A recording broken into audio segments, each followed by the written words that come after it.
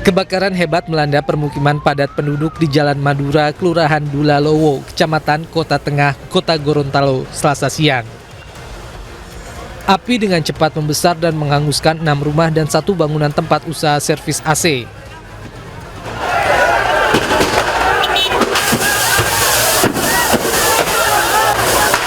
Beberapa kali terjadi ledakan berasal dari salah satu bengkel servis AC. Pemilik rumah dibantu warga sekitar berupaya menyelamatkan isi rumah yang masih bisa diselamatkan. Petugas gabungan bersama warga setempat kesulitan memadamkan api karena lokasi berada di kawasan padat penduduk. Usai 2 jam berusaha melakukan pemadaman, api berhasil dipadamkan oleh petugas. Ada 6 unit rumah atau bangunan yang terbakar, walaupun dampaknya berbeda-beda. Dan jumlah KK sebanyak 16 kepala keluarga dengan 51 jiwa yang terdata sampai dengan saat ini. Kami mendapatkan informasi secara detail, cuma memang ada di bagian rumah yang katanya jadi awal, cuma kami tidak bisa menyampaikan secara real. Belum diketahui pasti penyebab kebakaran, namun tercatat ada 16 kepala keluarga, terdiri 51 jiwa terdampak kebakaran. Beruntung tidak ada korban jiwa dalam peristiwa ini, namun kerugian ditaksir mencapai ratusan juta rupiah. Dari Gorontalo, Nur Faizila Hasan, iNews melaporkan. Sejumlah bangunan yang dijadikan sebagai tempat usaha di Kalideres, Jakarta Barat ludes terbakar. 18 unit mobil damkar dikerahkan ke lokasi.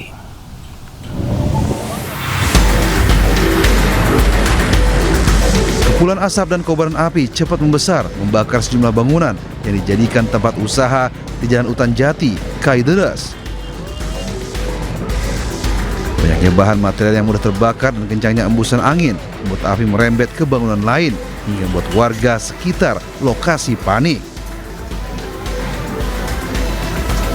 Petugas suku dinas penanggulangan kebakaran dan penyelamatan wilayah Jakarta Barat yang datang ke lokasi berupaya memadamkan api. Menurut sejumlah warga, duga api pertama kali muncul dari sebuah warung kelontong. Api berhasil dipadamkan 2 jam kemudian saat 18 unit mobil pemadam beserta 90 personil dikerahkan. Kasus kebakaran ini ditangani pihak terkait termasuk kepolisian wilayah Jakarta Barat. Di Jakarta, Rizky Falupi melaporkan. Pemirsa, polisi menyergap komplotan pelaku sindikat ganjal mesin ATM di Jalan Pajajaran. Para pelaku yang mengganjal kartu ATM berhasil menguras isi rekening korban hingga 200 juta rupiah.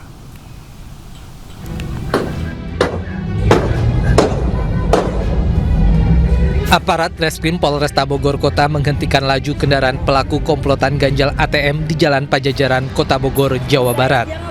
Para pelaku sempat kabur setelah menerobos lampu merah hingga diwarnai tembakan polisi. Aksi perlawanan para pelaku berhasil dilumpuhkan petugas usai salah satu pelaku terkena luka tembak. 2 pelaku lainnya ditangkap saat sembunyi di toilet dan atap rumah warga. Sebelumnya, komplotan pelaku mesin ATM ini sempat dibuntuti polisi usai melancarkan aksinya di gerai ATM sebuah minimarket. 4 residivis itu mengganjal ATM dengan tusuk gigi dan menguras isi ATM korban senilai 210 juta rupiah dengan modus berpura-pura menawarkan bantuan kepada korban. Setelah yang bersangkutan ini memasukkan ATM-nya, ternyata ATM tersebut tidak bisa diakses atau tidak bisa keluar atau nyangkut di dalam mesin tersebut. Kemudian ada seseorang yang mendatangi korban dan berniat untuk membantu mengeluarkan ATM tersebut. Setelah dilakukan dengan cara memasukkan ATM baru ke dalam mesin tersebut, dan akhirnya dari korban menyebutkan bahwa hati-hati kalau misalkan dipaksa nanti kartu ATM saya patah. Nah, disitulah ditukar ATM yang korban dengan si ATM pelaku. Akibat perbuatannya, 4 pelaku yang diringkus dijerat pasal 363 KUHP dengan ancaman hukuman 9 tahun penjara. Harga sembako yang naik jelang Natal dan Tahun Baru membuat ribuan warga berdesakan demi membeli paket sembako murah. Sejumlah warga pun kecewa karena tak kebagian sembako murah meski telah mengantri sejak pagi.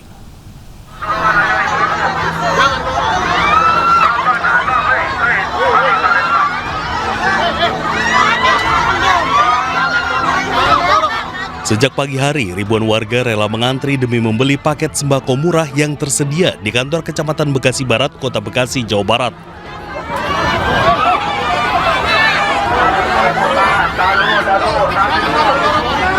Sejumlah lansia dan anak-anak pun nyaris pingsan saat ikut berdesak-desakan dalam antrian tersebut. Paket sembako murah ini berisi beras 5 kg, minyak goreng 1 kg, terigu serta gula pasir dan dijual seharga Rp75.000. Tak butuh waktu lama, ribuan paket sembako ini pun ludes terjual. Dari pagi sih jam 8. Dari jam 8? Iya. Sampai siang ini belum dapat? Iya belum, saya DTKS malah katanya tadi udah maju, kalau suruh mundur katanya dari Pak Wali Kota sih yang diutamain yang punya DTKS gitu, tapi ternyata saya udah gitu malah suruh mundur, suruh ngantri lagi dari belakang. Mungkin karena nggak bawa, tapi giliran udah tinggal ngambil berasnya katanya KTP-nya nggak bisa dipoto, harus yang asli suruh pulang lagi, ngantri lagi. Gimana sih pemerintah begitu? Nah terus pas udah ngantri diusir lagi katanya gara-gara nggak sesuai antrian. Kan tadi anak saya nangis, saya suruh geser, giliran saya mau antri lagi kata ibu nyelak, saya suruh paling belakang lagi. Nah terus sekarang mau gimana? Mau Saya pulang? mau pulang aja, saya kecewa.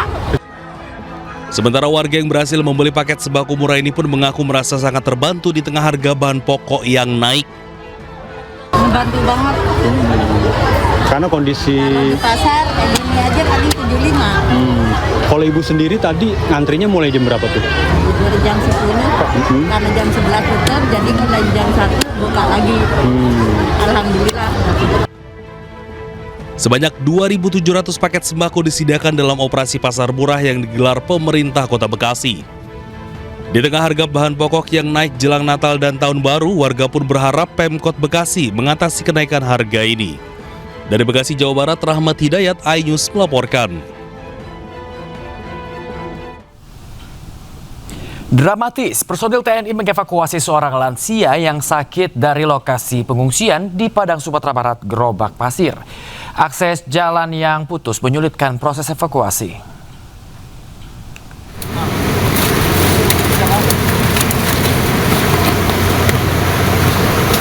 Beginilah perjuangan personel TNI dari Batalion Yuda Sakti 133 Padang, Sumatera Barat saat mengevakuasi seorang warga lansia yang sakit dari lokasi pengungsian di Batu Busua, Kecamatan Pauh, Kota Padang.